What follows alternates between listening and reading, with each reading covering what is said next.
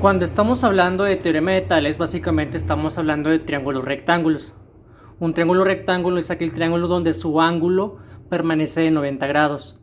Asimismo, es común notar que en el teorema de Tales también es común hablar de triángulos semejantes. Un triángulo semejante es aquel triángulo donde su figura permanece de la misma forma pero diferente tamaño. De esta manera es común también notar o hablar de líneas paralelas. Una línea paralela son aquellas líneas que nunca tienden a juntarse o que nunca van a chocar, como por ejemplo el caso de las líneas del tren o las vías del tren. Por ejemplo, en este caso tenemos un triángulo rectángulo. Si tomamos en cuenta esta línea y yo trazo otra línea, ya tenemos dos líneas paralelas, líneas que nunca se van a juntar. Al momento de trazar esta línea, yo he obtenido un nuevo triángulo. ¿Qué significa eso? Que a partir del triángulo original, yo voy a obtener otro triángulo que va a ser un triángulo semejante. Misma forma, pero diferente tamaño.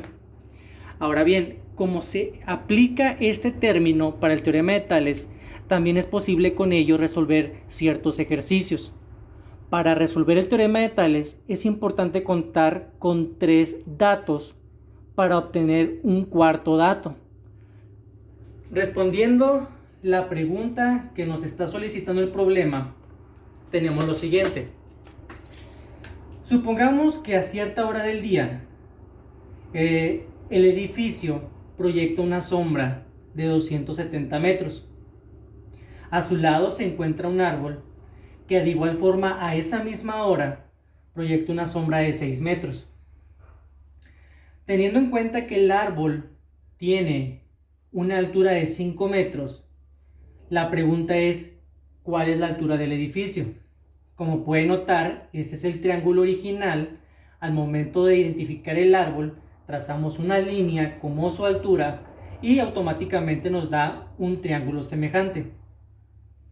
Para poder resolver este ejercicio, como es aplicable al teorema de Tales, se realiza lo siguiente.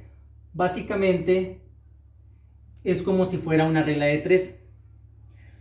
Lo que vamos a hacer primero es tomar en cuenta la variable o lo que nos está pidiendo el problema.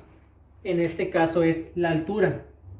La altura podemos identificarla con la letra H o inclusive poner la letra o la variable X, de que se desconoce lo que nos está pidiendo. Siempre que el problema, lo que me esté pidiendo, siempre va a ir en esta parte, en el denominador. Ahora, si esto, por ejemplo, si esto es altura, también aquí debe haber una altura, es decir, altura con altura. Y la única altura que tenemos es la del árbol. Entonces, esto es altura del árbol, por lo tanto en esta parte de acá de la derecha le corresponde sombra del árbol, que son 6 metros. Esto es altura del edificio, por lo tanto esto va a ser sombra del edificio, 270 metros. Lo que se hace a continuación es que el denominador, 5 metros, se multiplica por 270 y se divide con el numerador, que son los 6 metros. Eso me da un resultado de 225 metros, que es el resultado que corresponde a la altura del edificio. Metros. Ahora bien, para recapitular cómo resolvimos este ejemplo, hay que recordar siempre, lo que me esté pidiendo va en la parte de aquí abajo, en el denominador.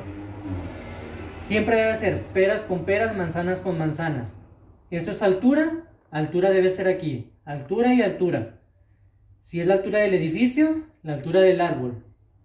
En este caso, si tenemos altura del árbol, sombra del árbol. Altura del edificio, sombra del edificio. De igual manera, manzanas con manzanas, peras con peras.